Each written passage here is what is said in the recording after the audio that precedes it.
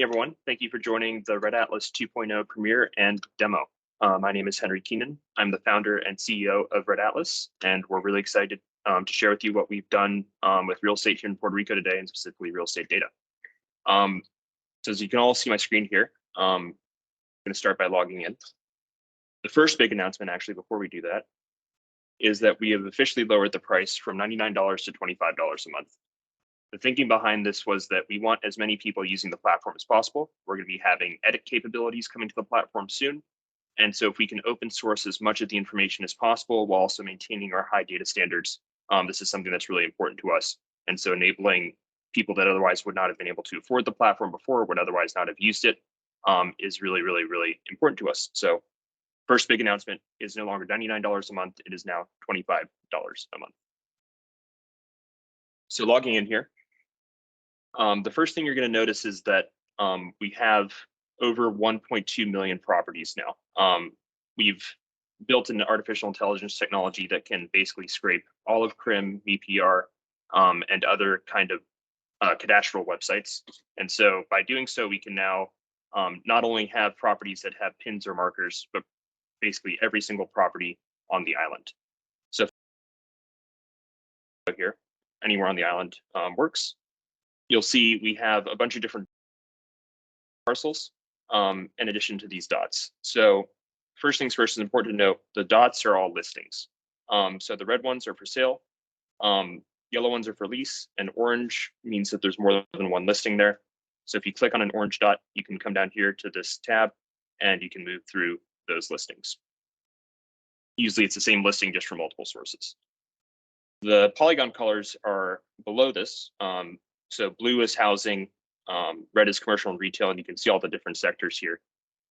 Those are how we're going to basically differentiate the properties on the platform, make them searchable. So if you'd like to search for those polygons here, let's say you want to find housing in Old San Juan or an apartment in San Juan, we'll just come here to the filter, type in San Juan, we'll go to Old San Juan, and now so we'll go into the listing tab. So we want to find properties that are for sale. And let's say we want to find an apartment. I'll go ahead and I'll hit search, and it's getting in the way here. So I'll just remove the full screen. Here we go. So now it's showing me all the apartments that are for sale in Old San Juan. And let's say I want to change my search a bit and I want to go to Santurce instead. We'll do that. So now here are all the properties that are for sale in Santurce. And let's say I'm looking for a price between $1 million and $2 million. I can also search by square footage, number of bedrooms, bathrooms, parking spaces, and even number of days on the market. And if I go here to our list view, I now have all the apartments that are between 1 and 2 million sorted by the number of days they've been on the market in Condado, or in Santurce here. So I'll just go ahead and I'll click on the Sotheby's listing here. So this is an apartment in Old San Juan here, or in Condado, it looks like, sorry. And so we have this really new cool feature that we're really excited to share. It's called a comp report button. So if I just hit the comp report button, it takes about between, depending on the type of property, between 5 seconds and 1 minute. It'll produce this PDF. And if you upload your logo to the platform, I'll show you how to do that in a second, but it'll put your logo here. And it gives you a summary first of the listing. So the price, the numbers of bedrooms, bathrooms, square footage, GPS coordinates, just kind of the basic information. And then below that, it'll have the map and additional pictures with the description of the property. And then below that, we'll have comparable listings from all types of different sources. We'll also have comparable transactions from CRIM and Caribe. And in this case, it selected only CRIM properties. So the really, really, really important thing here is that first, if you want to go view this listing, you can just click on this link and it will take you to the actual listing so you can see where it came from. And if we don't have all the information here, what you can do is you can go to the original source button here, and that will take you to the original source of the listing. So you can go and see it how it originally was. Same thing for the transactions. So here we have one in the Peninsula. If I click on it here, it'll take me to the profile of the Peninsula condominium. It'll have any listings that are there, and you can sort them by asking price, low to high.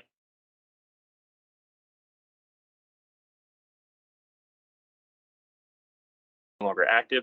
I can still go see it. The original link will not work, but I can see the information that was there. In addition, so for the comps, if I want to go see transactions in this building, I can go here. They're default sorted by date, but I can also filter them by price, by square footage, and by price per square foot. And this is also for more advanced buildings. So if I just zoom into the map here, and let's go to Caribe Plaza, Bahia Plaza, where there's a ton of different apartments and apartment types. If I go into the building tab here, I can see the different unit types. So this is a parking space, this is an apartment, and I can filter by those unit numbers and by unit types. And so if there's square footage, it'll give me a price per square foot. One big caveat is, unfortunately, the government data is not very good when it comes to square footage. Some of it is good, some of it isn't. We're working on a fix to this. I'll get into in a moment. So these are the property profiles. If you go into the financial tab, you can see all the listings, all the transactions, and if you're just searching for a specific transaction or unit number, you can just type it in here, like 405, and it'll pull up apartment 405 for you, and you can find it really quickly that way.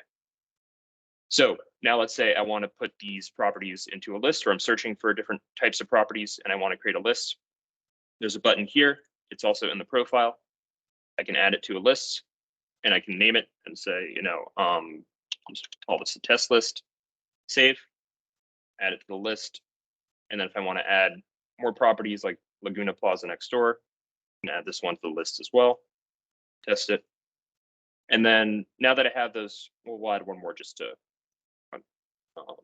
add this one to the list as well. Once I've created that list, I can go in and I can just keep track of them. Or if I want to send this out to a client or another broker or someone who needs to see it, I can hit download PDF here, and it will download a quick summary of that list. So, and open it up here, and it'll also include the listings and transactions in that building. So these are very comprehensive. We're actually just the listings for now. The transactions are just for the comp reports. Apologies. With that, last feature is called Atlas News. What we do is we take all of the news on the island and we aggregate it here, and it's sorted by construction, general, residential, retail, land. And we're also putting together these price indices. Don't worry, this one isn't quite done yet, so that drop isn't actually real yet, but it will be. This will be coming in the next month or so as well. So with that, thank you all for joining. We'll go ahead and open it up to 2 or 3 questions. If you guys want to open up the Q&A, please feel free to ask us any questions. Is that better? Does that work? Yep, we can hear you. I think last week you showed me a workaround for that square footage issue. Mm-hmm. What was it again? It was like while you guys work on it. Yeah, so something interesting that's coming over the next few months here is that we've been able to use artificial intelligence pretty effectively to go do things like read property descriptions, clean up addresses, and match listing addresses and properties exactly. So we're still finalizing how exactly that's going to work, because we don't want to overwrite good information with bad information. But what we're going to be able to do is effectively, if you have an apartment in a building that, say, doesn't have the square footage, or the square footage is outside what we'd expect for the price per square foot, we will take the listing that we've matched to that apartment or house or property and overwrite the square footage from the government with the listing square footage so that it's more accurate. This is all going to be completely automatic, so it'll be more or less, for about 50,000 properties on the island, which is how many listings we have currently. So, did that answer your question, Ian? Yes. Thank you. Perfect. Thanks. And just to build off of that, that's also going to enable us to filter properties by amenities, from things like generators to key card access to anything else like that. We have I think we're going to have well over 100 different amenities that you'll be able to filter properties by coming in the next few months here. So, Any other questions? If you have a question, just please raise your hand in the reactions. Yes, Jarrett, allowing your mic now. Hey, Henry, thanks for the great presentation. Please forgive me if this is already covered, but and if I wanted to list a property manually, is there additional information that I can put on? Is there additional cost? And how is that managed? So you will be able to list a property, hopefully sometime this year. The reason why we haven't done that yet is because we want to make sure that it is the best, property listing experience possible. So basically, you're going to have to select the exact property and unit that you want. You're going to be able to do a lot of really cool things with that. We're going to have pricing guidance. We're going to automatically write the description for you. Maybe even a couple different types of descriptions you can choose from. So when that comes, it's going to be an amazing feature that will also include likely a white label site as well. So you can automatically, instead of, you can have your own website and then you can link to a version of Red Atlas that would just have your own listings to keep things really simple. And then also an analytics tab so you can see that like who's viewing your listings and all that kind of stuff. So we do want to add that someday, but we don't want to do that now until it's ready. Excellent. Exciting updates. Thanks, man. Appreciate it. Hey, sure. Yes, Chris, I'm unmuting you now. I've just allowed your mic. Thank you, Henry. I just wanted to know how you go about validating the properties that you find. I know that you guys are maybe scraping through many different data sources like Clasificados. Yep. But I just want to know, since many times in Clasificados or other types of listings, there's some not real properties that people are using to scam others, and how are you guys differentiating from the real ones from the fake ones? So the answer to that is right now we're not, because we're just not in a position to determine what's real and what's not in a meaningful way. What we are doing is we're matching up those listings with actual properties using their addresses. That feature is going to be rolled out soon. And so properties with addresses that don't match exactly with the addresses that we have on file will not be shown on the map. And we're also going to be adding a reporting feature for other brokers to report listings that are not valid and present information that that they can reasonably claim that listing should not be on the website. So we're adding that feature, but again, it's complex to launch. So right now we're just kind of putting everything up. We're removing our listing site as well, so the general public will not be able to see any of these listings. So only paid users will be able to see them for now. And so it's really up to the broker to determine what's good information and what's not. And then as our information gets cleaner over time, as we have more people using it and getting better information, then we'll be able to reasonably claim what's a real listing and what's not. Ian, your mic is loud if you want to unmute it. Yep. Will you ever be pulling in the debt information, or is that even possible in Puerto Rico in terms of loan amounts, maturities, even down to rate sometimes in the US? So right now that's not possible through a centralized government source. We are going to make that, we're creating a feature right now where we will be able to collect that information. We'll have another launch for that feature and more details on that coming soon.